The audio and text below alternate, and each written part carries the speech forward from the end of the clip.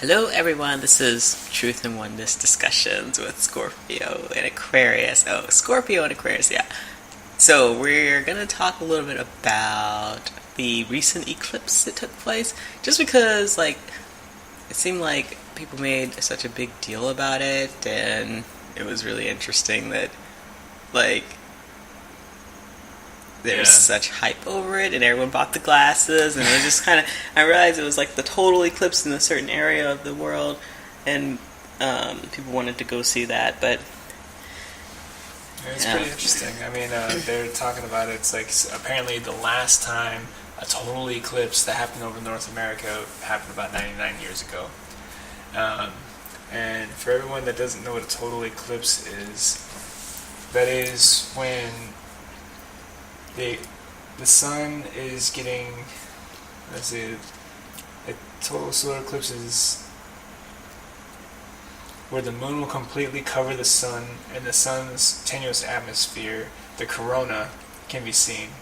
It will stretch from Salem, Oregon to Charleston, South Carolina. And this is from the NASA website. This is the recent one that happened. Yeah, this is the one that happened August 21st. So it's what do you think about the total eclipse? What do I think about it? Yeah. Well, so this is we actually looked at it. That was the first time I actually, observed an eclipse, because where we were in the part of the United States, we didn't see the total eclipse but we saw it was mostly, the sun was crescent, basically. Just a normal eclipse, not a full total.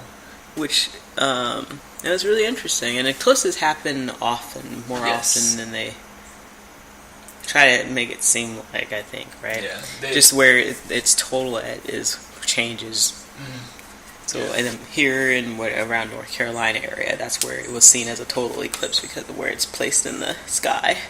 Yes. I guess that's why everyone freaked out about it. Yeah, it's I guess one of those, going to a concert or something like that. They're like, oh yeah, Kanye West is coming, let's go. But, yeah. But I saw it, so the first time I saw one, I don't know where I've been the last, however many years, but it was the first time I've seen one. It was very interesting. We will do sun gazing, so my eyes are used to actually looking at the sun, so I looked directly at the eclipse, and you did too. I think you've seen several before, but this is the first time you actually observed it with our new knowledge of how the Earth is set up. Yes. But I know a lot of flat people that know that the Earth is flat. They have an explanation for the solar eclipse or eclipses that make more sense than obviously our round Earth theory, where how the moon has to spin around and line up perfectly with the sun, and it kind of in its shadow on there. The whole thing doesn't make a whole lot of sense when you actually look at it. That would be way more than just every 99 years across North America. Yeah. So the flat Earth model of the eclipse makes more sense, and you could see how it would make sense. But an interesting thing, and their flat Earth model basically, because the sun and the moon kind of rotate. Let's see, the moon goes every 28 cycles every 28 days. The moon goes a little bit slower than the sun in the full circle, and eventually they catch up to each other and will pass over each other, and that makes so much sense. Except that when I was looking at the eclipse, you would think you would see the shadow of the moon, or some presence of the moon swallowing the sun, or coming over the sun, but there was nothing else there. You just see the sun, and it eclipses itself, and then it reversed or something. Yeah. So that was a really interesting thing. So that makes me bring up why we're having this discussion today, and we want to just look a little bit more into what the ancient, specifically is, and it's probably in other ancient cultures too, but like I said, like we've been saying all along, a lot of information has been destroyed, but I'm going to reference Hindu culture and their ancient astrology, but they have two bodies, or two celestial bodies, or dark bodies that stay in the sky, and they are the ones that eclipse the sun and the moon. and they're called Rahu and Ketu, and I'm sure people have heard about these, but I just thought it was really interesting because it kind of supports the way the eclipse looks, supports the whole Rahu Ketu mythical, or Yeah. It supports it. Like ancient cosmology on like what's actually happening versus Mm-hmm. like what we're told is happening. Exactly. And so this is kind of a long story, but I guess I can give a summary of the storyline is behind Rahu and Ketu. Okay, so back in the day, when there was Vishnu, the god, the devas or angels, and the asuras or the demons. Okay, the angels and demons got into a fight. The angels lost. They asked God for help. I think God, Vishnu told them to turn the ocean, obtain nectar, so they could become immortal and powerful. So they did that, but they asked for the demons for help, because the demons wanted the nectar too. They helped also. This goes on and it gets to the point where I'll just read it because I didn't really understand this part here, but so during the process of them doing this, various things came out of it. Even poison was also created.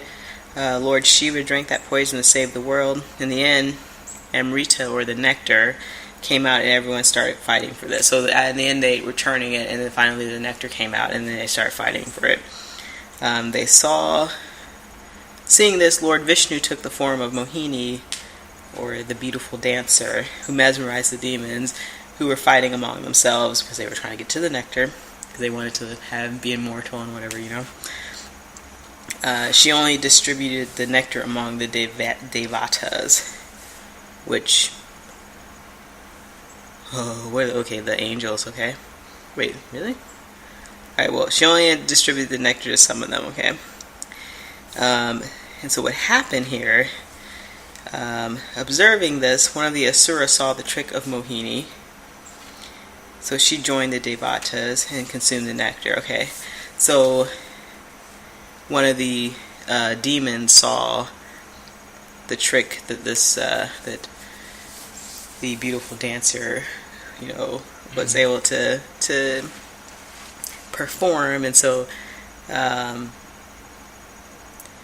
they joined the devas and also were able to consume the nectar, because the nectar was only given to the angels, right? Gotcha. So this one, I guess, put on a fake form and then also was able to get nectar. So while this was happening, the sun and the moon observed this process, or observed like the Asura, or the demon that also tried to trick them so that they can have nectar too. So the sun and the moon observed this, and they told Lord Vishnu.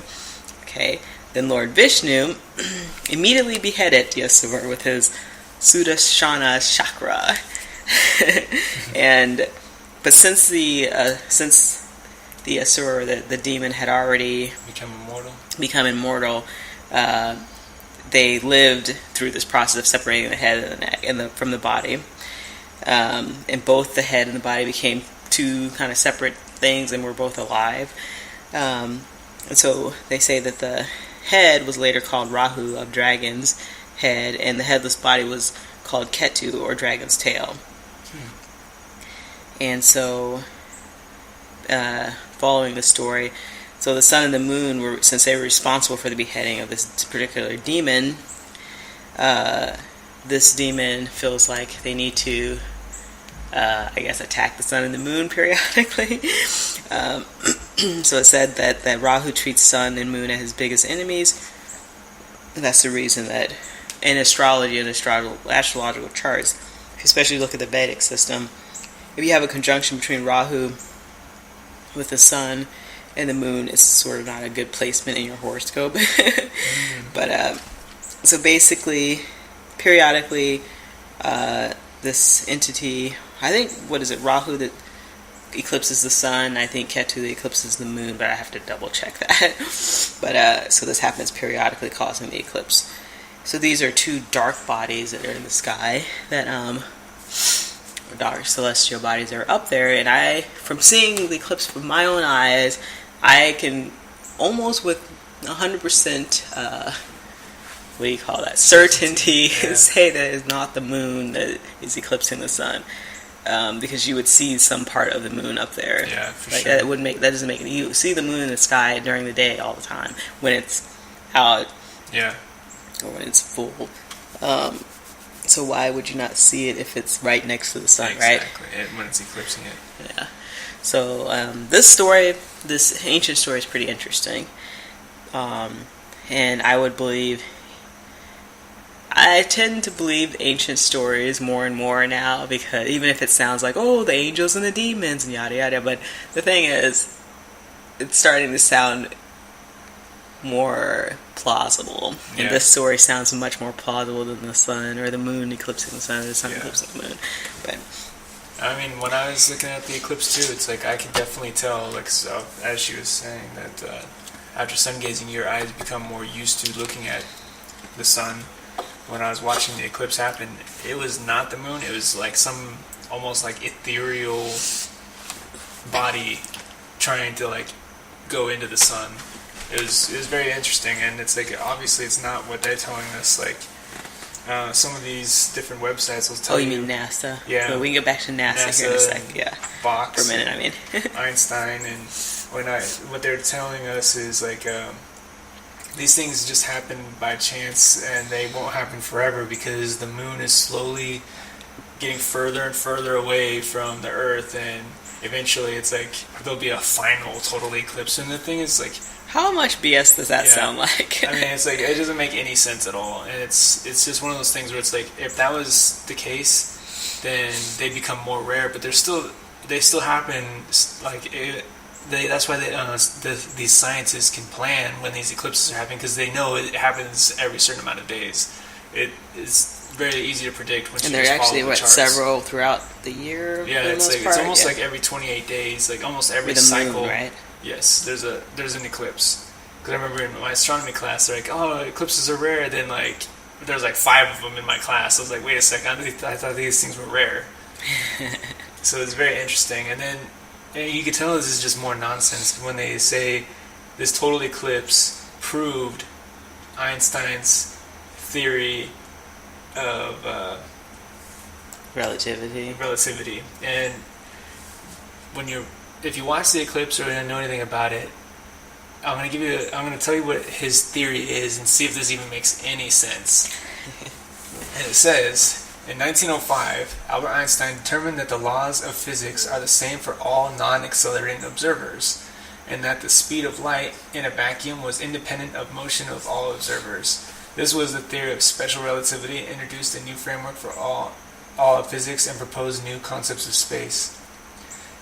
And so pretty much what it means is like a big object bends space and time, and the bigger the object, the more distortion in space and time that it has. So they're trying to explain, because we know that their explanation of how an eclipse would happen with a heliocentric model makes absolutely no sense. So they're trying to explain it by by a theory that makes really no sense either. Something that you can never, ever, ever prove in reality. Where it's like, oh, because you can't get close to the sun or these other massive bodies, you can't see it, or like there's no way to observe this massive distortion in space-time and these tugs on these different planets. But then the thing is, when you think about that for a second, these massive distortions are supposed to be like pulling on these planets, because that's what technically we're supposed to be doing, is bending space and time.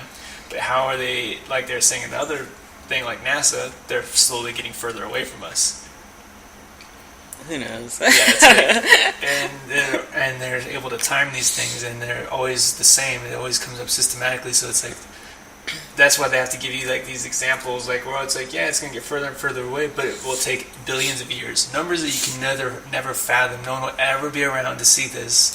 It's like they just give you just massive numbers, and everyone's just like, ooh, so this must be true because they're explaining it to us. It's like, when you really think about it, these explanations don't make any kind of sense. Sounds like someone smoked something. Yeah. It's that town. NASA, They were really NASA bored. has like that really good weed or something. Jeez. So yeah, that's really interesting. Do you have anything to add on that? This is just definitely don't just follow what people are saying.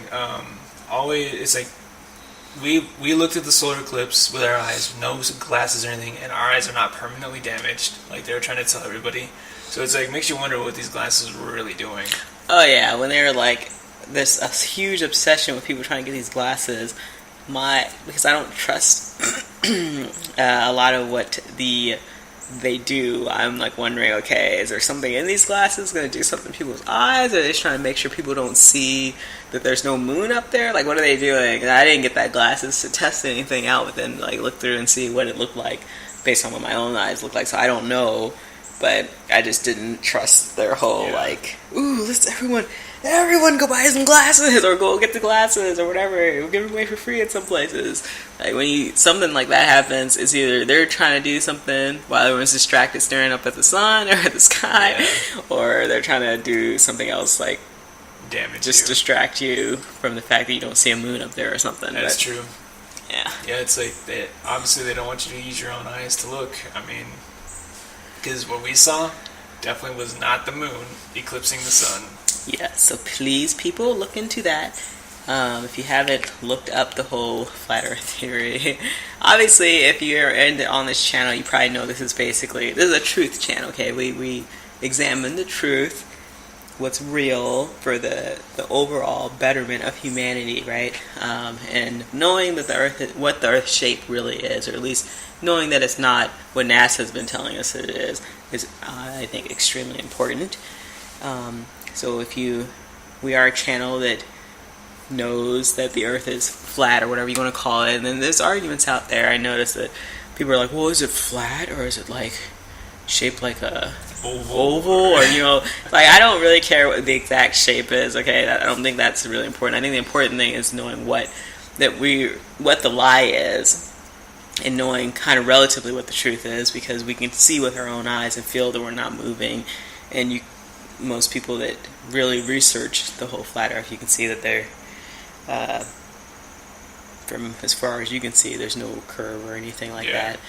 And going based off other people's research, no one's ever seen anything that suggests that we're on a little ball. So exactly, and it's like they use the same scientific formulas to prove that there is no curvature. So it's like you got to think about that. It's like some of these people are experts in different fields of engineering, science, whatever, and they're like, no, obviously I didn't know, and I've used my theories and proven that it's not. So it's like I don't know what it is, but there's definitely something wrong about being on a globe. Mm-hmm. Yes. Definitely look into it. Look into it, everyone. Keep your head on straight. Keep searching for the truth, right? Yeah.